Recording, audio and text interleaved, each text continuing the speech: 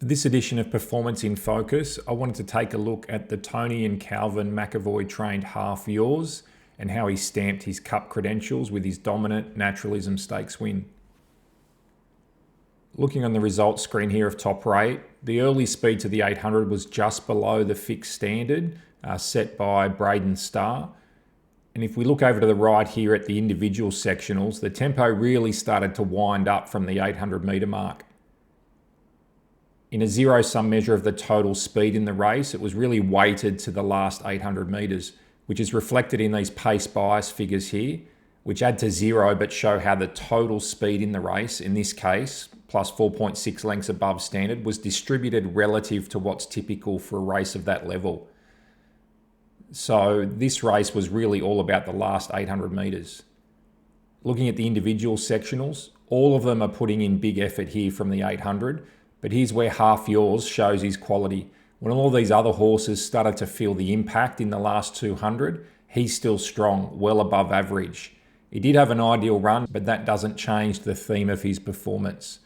He's shown terrific sustained strength across the final 800 metres here, and they haven't exactly walked early. He's gone 5 lengths below standard, but that's across the first 1,200 metres of the race, so less than a length slow per 200 metres.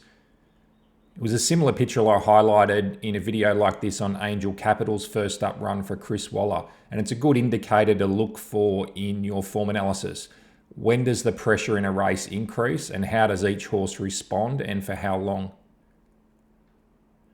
The quality of the effort produced by half yours here not only shows his talent, but also that he'll relish getting up over further, and we saw that when he bolted in the Calandra Cup over 2,400 back in the winter.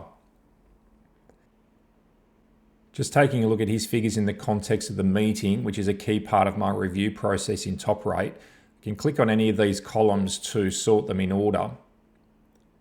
You can see that half yours here, ranking by last 800, has run the best last 800 of the meeting. Now, it was a race weighted to those sections, so others from the same race feature in the rankings. But the difference is half yours has also run the second best last 200 of the meeting, showing his sustained strength, and also a top 10 time rating for the meeting. When a horse ranks highly on both their overall time and late strength, you know it's a high quality performance. In terms of the Caulfield Cup, his 100.5 weight for age performance rating here with 52.5 kilos in the Caulfield Cup after the penalty puts him around 105.7 at the weights. That's well ahead of anything we've seen so far this spring when you adjust them for their Caulfield Cup weight. Now, typically 107 to 108 wins you a Caulfield Cup, with outliers in some years, such as Durston was lower at 104, and a horse like Incentivize was higher at 112.